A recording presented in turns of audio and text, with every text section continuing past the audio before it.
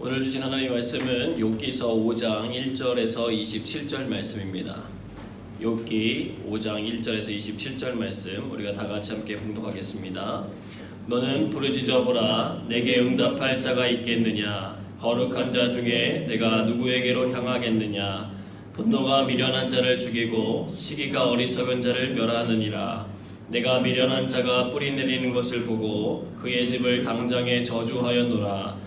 그의 자식들은 구원에서 멀고 성문에서 억눌리나 구하는 자가 없으며 그가 추수한 것은 줄인 자가 먹되 덫에 걸린 것도 빼앗으며 올무가 그의 재산을 향하여 입을 벌리느니라.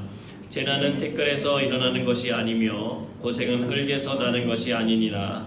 사람은 고생을 위하여 났으니 불꽃이 위로 날아가는 것 같으니라.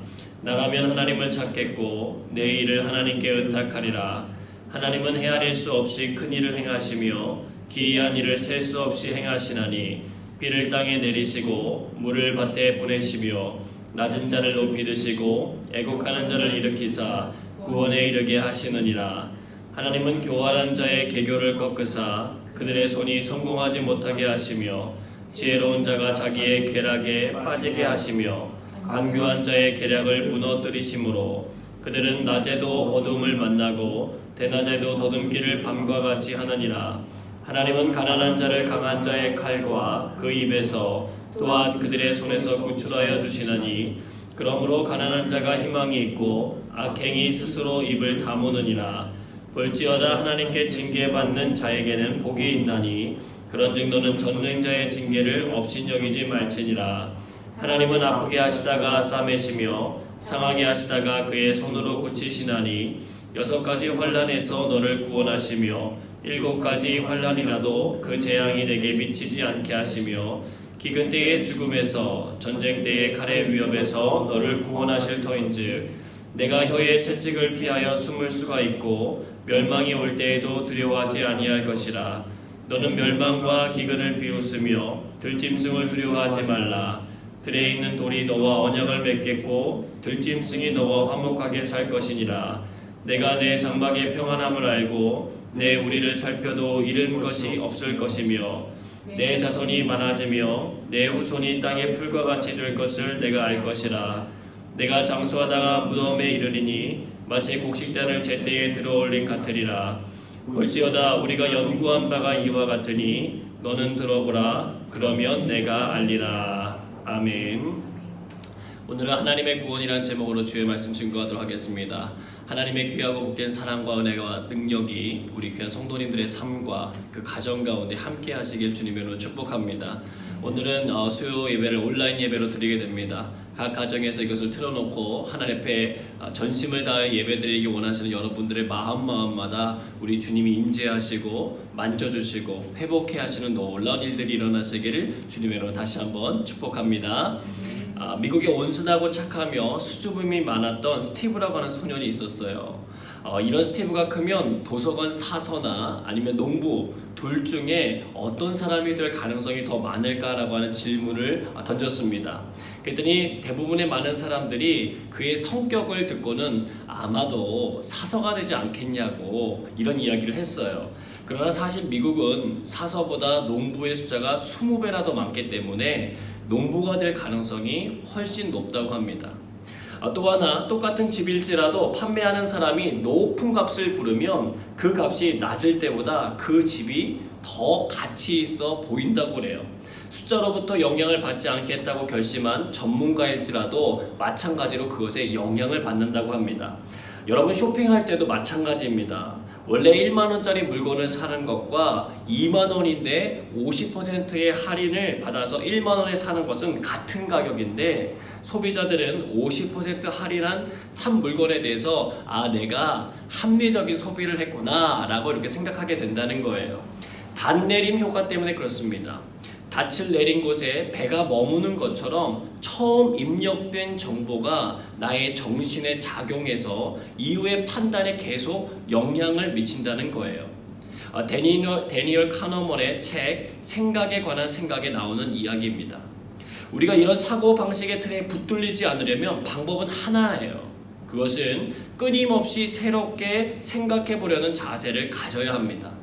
내가 알고 있는 초기 정보에 너무 집착해서 합리적인 판단을 못할 수 있음을 인정하고 그 기준점 자체를 벗어나려고 노력해야 한다는 것이에요. 오늘 우리는 욥기를 읽었습니다. 욥기는 사람이 측량할 수 없는 하나님의 섭리에 대해서 이야기하는 게 목적이에요. 욥은 그 당시 가장 부유했고 서로 우애가 좋은 아들 7명과 딸 3명을 둔 행복한 가장이었습니다.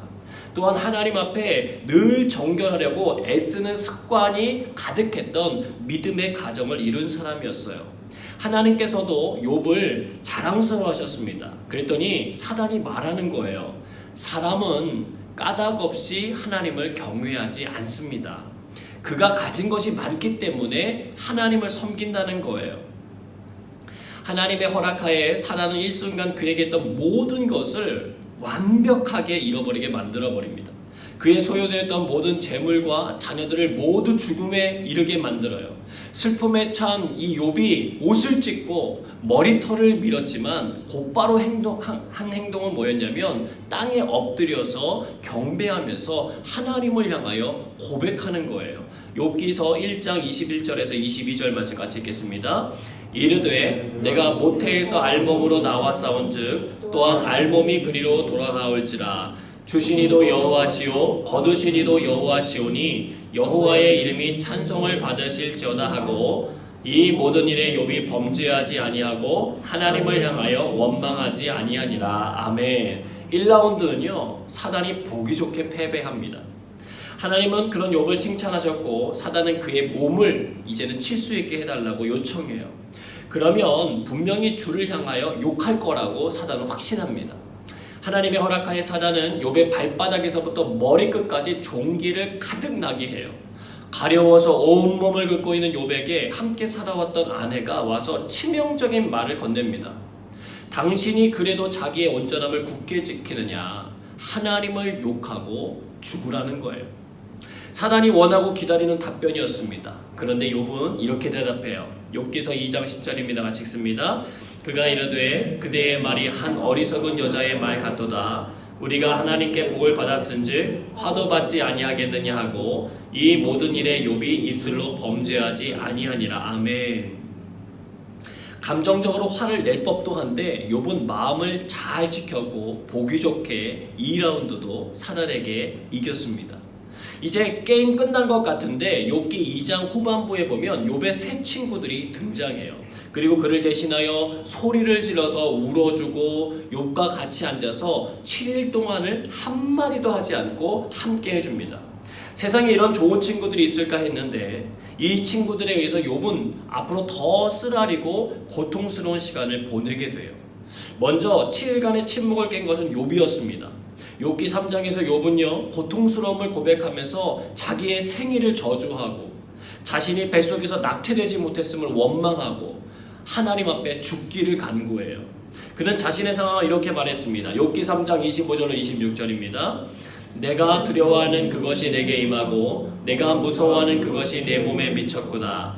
나에게는 평온도 없고 안일도 없고 휴식도 없고 다만 불안만이 있구나. 너무 힘들다는 거예요. 7일 동안을 함께 아파하던 친구들이었습니다. 드디어 말을 꺼낸 그의 고백을 들으면서 욥아 얼마나 힘드냐, 부둥켜 안아주거나 아니면 근처로 가서 우리 좀 욥을 위해서 하나님께 기도하자, 하나님이 치유하실 수 있도록 함께하자, 그러면서 얼마든지 기도해 줄 수 있었잖아요. 그런데 대만 사람 엘리바스가 욥의 말에 대응한 첫 번째 말은 이렇게 시작합니다. 욥기서 4장 2절에서 5절 말씀입니다. 같이 읽겠습니다. 누가 내게 말하면 내가 실증을 내겠느냐, 누가 참고 말하지 아니하겠느냐. 보라, 전에 내가 여러 사람을 훈계하였고 손이 늘어진 자를 강하게 하였고 넘어지는 자를 말로 붙들어 주었고 무릎이 약한 자를 강하게 하였거늘 이제 이 일이 내게 이름에 내가 힘들어하고 이 일이 내게 닥침에 내가 놀라는구나. 아멘. 욥이 과거에 손이 늘어지고 넘어지며 무릎이 약한 자들을 도와주었다는 것들을 말하고 칭찬해 주는 것 같지만 마지막 부분에 보면 가시가 있어요. 그들이 겪었던 일이 내게 임한 거니까 너 힘들어하거나 놀라면 안 된다는 말이에요. 지금 위로가 절실하게 필요한 상황인데 훈계가 시작된 것입니다. 욥기서 4장 6절에서 9절 말씀입니다. 내 경외함이 내 자랑이 아니냐, 내 소망이 내 온전한 길이 아니냐. 생각하여 보라, 죄 없이 망한 자가 누구인가? 정직한 자의 끊어짐이 어디 있는가? 내가 보건대 악을 밭갈고 독을 뿌리는 자는 그대로 거두나니 다 하나님의 입기운에 멸망하고 그의 콧김에 사라지느니라. 아멘. 엘리바스는요, 욥이 습관처럼 하나님을 경외했던 것들을 근거 삼아서 간접적이지만 거의 직접적으로 욥을 향하여 교훈하기 시작합니다. 죄 없이 망하는 사람이 없다는 거예요. 정직한 자는 끊어지지 않는다는 거예요. 인과 응보의 법칙입니다. 심었기 때문에 거둔다는 것입니다. 지금 욥이 죄를 범했기 때문에 이런 일을 당한다라고 말하고 있는 거예요. 여러분, 이 말은요, 틀린 말은 아니에요. 로마서 2장 6절에서 8절을 읽도록 하겠습니다. 하나님께서 각 사람에게 그 행한 대로 보응하시되 참고 선을 행하여 영광과 존귀와 썩지 아니함을 구하는 자에게는 영생으로 하시고 오직 당을 지어 진리를 따르지 아니하고 불의를 따르는 자에게는 진노와 분노로 하시리라. 아멘. 갈라디아서 6장 7절에서 8절 말씀도 같이 읽어보겠습니다. 스스로 속이지 말라. 하나님은 업신여김을 받지 아니하시나니 사람이 무엇으로 심든지 그대로 거두리라. 자기의 육체를 위하여 심는 자는 육체로부터 썩어질 것을 거두고 성령을 위하여 심는 자는 성령으로부터 영생을 거두리라. 아멘.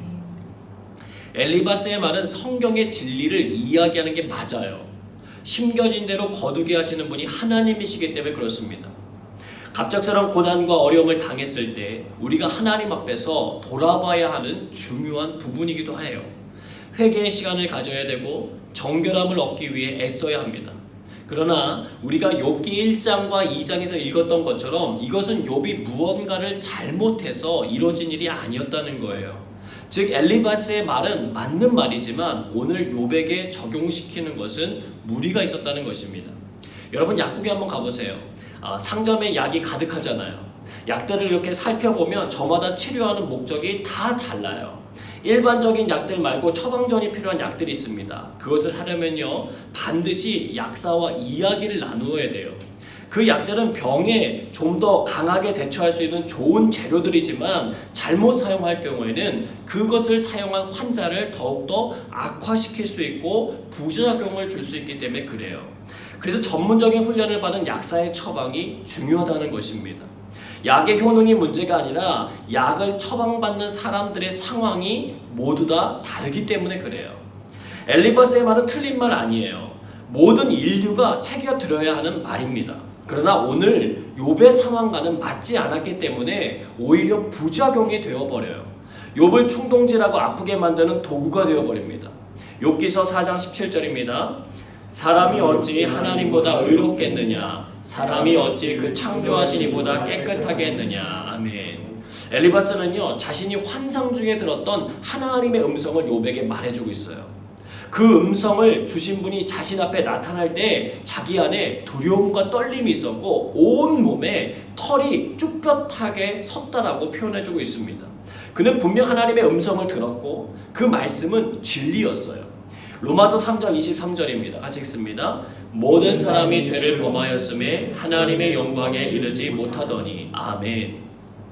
이 세상에 죄를 범하지 않고 하나님보다 깨끗하고 의로운 사람은 없기 때문이라는 거예요. 요한일서에서는 우리가 범죄하지 아니하였다라고 하면 하나님을 거짓말하는 이로 만드는 것이라고 말씀해 주었습니다.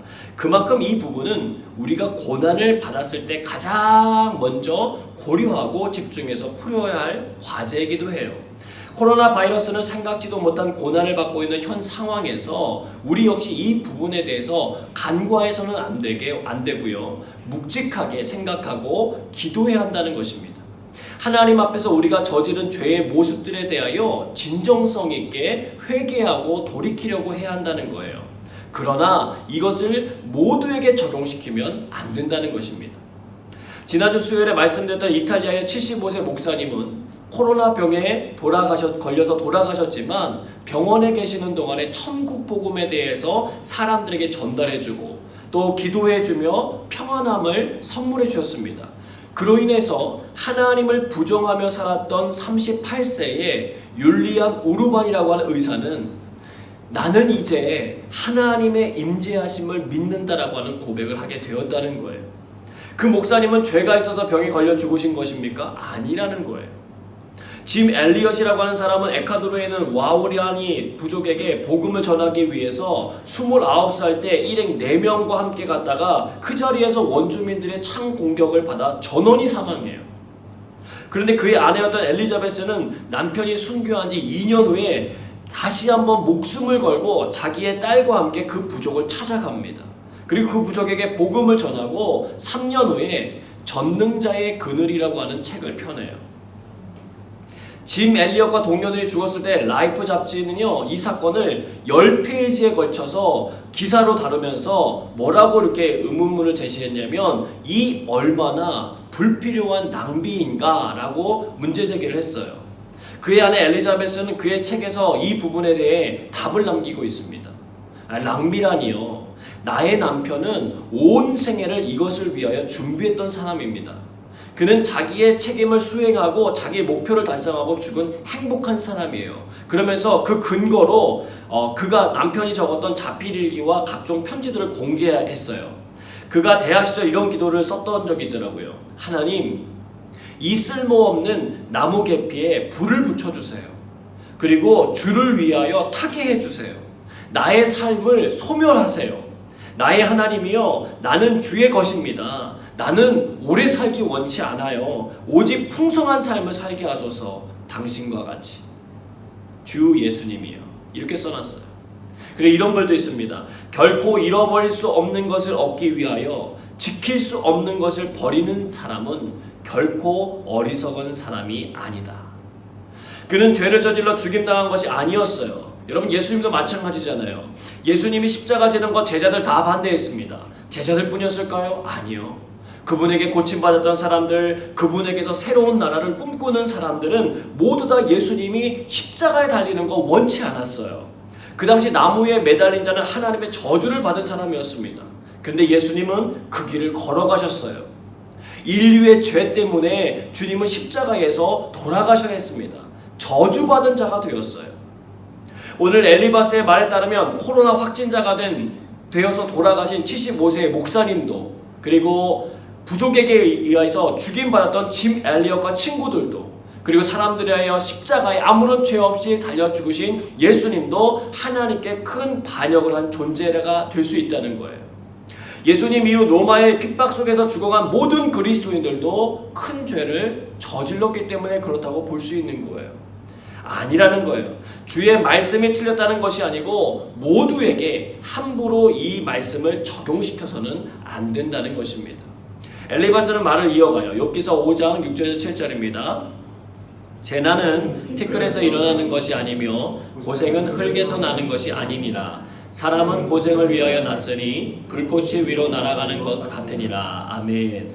욥에게 일어나는 고난과 슬픔을 외부의 탓으로 돌리지 말라는 거예요. 이것은 많은 사람들이 쉽게 빠져드는 함정이기도 합니다.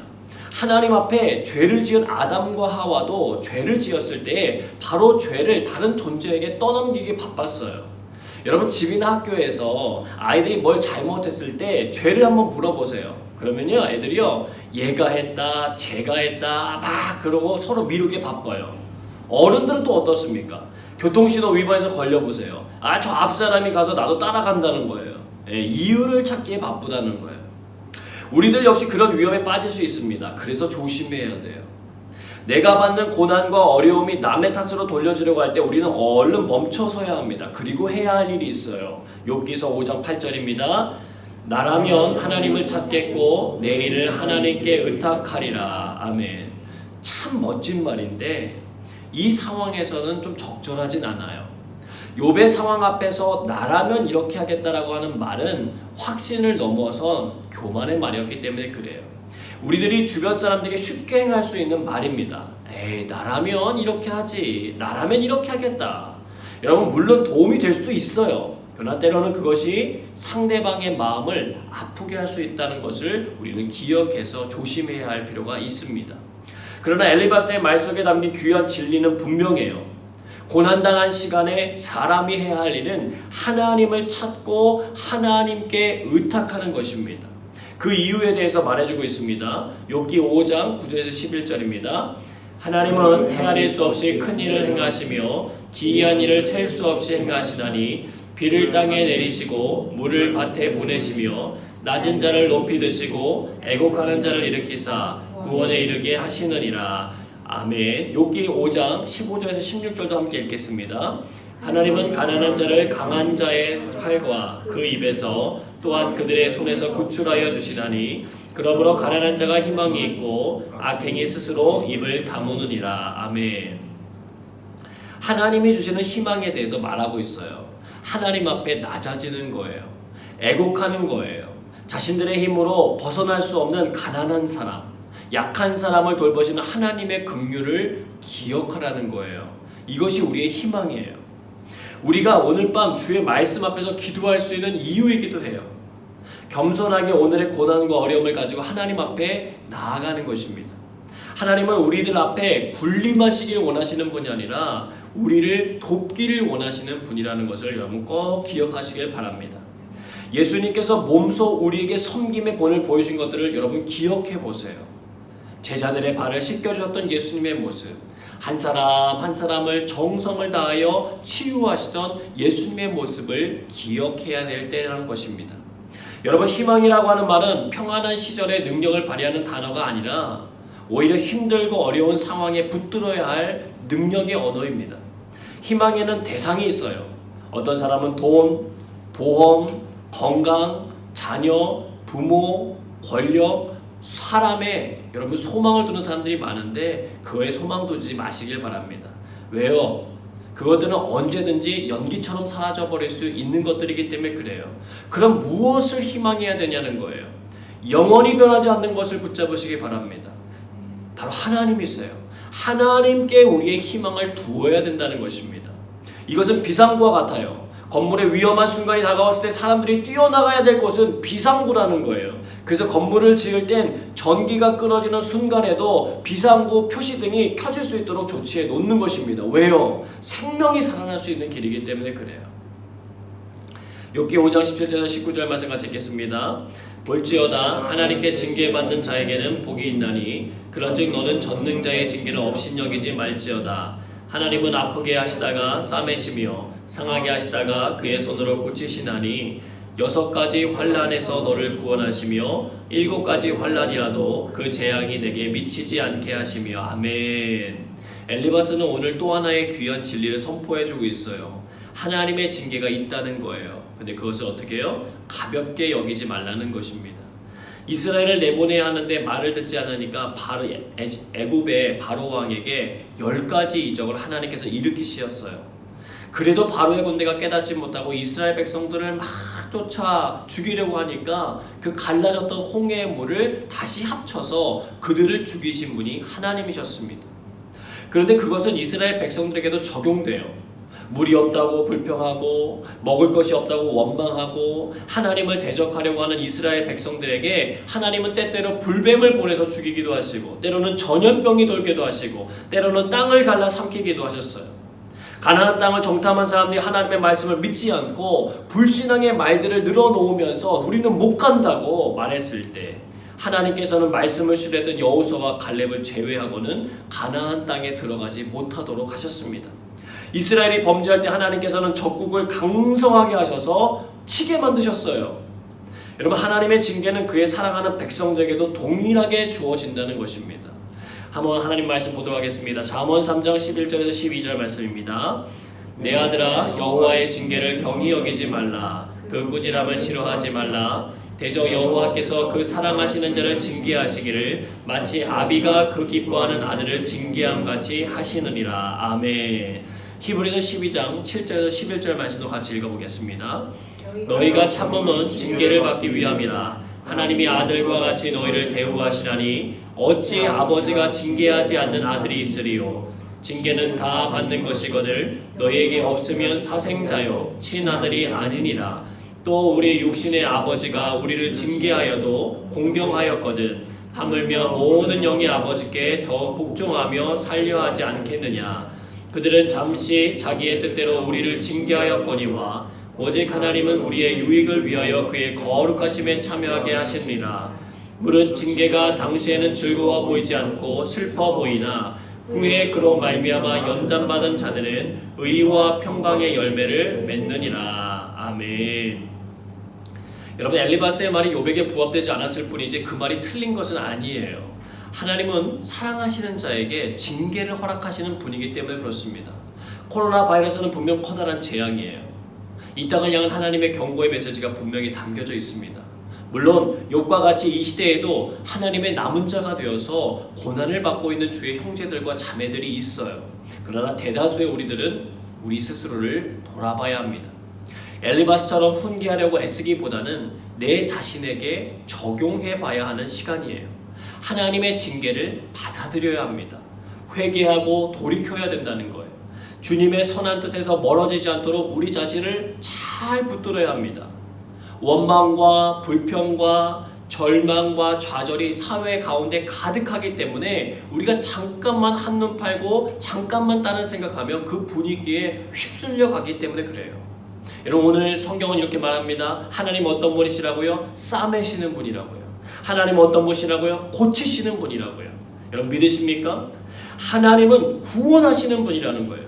이것은 욥도 잘 새겨들어야 할 말이고 우리들 역시 잘 새겨들어야 할 말씀입니다. 주의 구원하심을 믿고 바라보며 오늘도 계신 자리에서 주의 말씀을 따라 기도하며 나아가시는 믿음의 성도들 되시기를 축복합니다. 하나님께서 우리를 통하여 이루시고자 하시는 의와 평강의 열매들이 우리의 삶에 가득 맺혀지기를 소망하며 기도하시기를 바랍니다. 주님께서 반드시 이루어주실 거예요. 왜? 그 기도의 제목이 우리 주님의 뜻이고 주님의 기뻐하시는 일이기 때문에 그렇습니다. 오늘 이 시간 주님 앞에 그렇게 기도함으로 하늘의 영광과 은혜와 능력이 여러분의 삶 가운데 가득히 임하길 주님의 이름으로 축원합니다.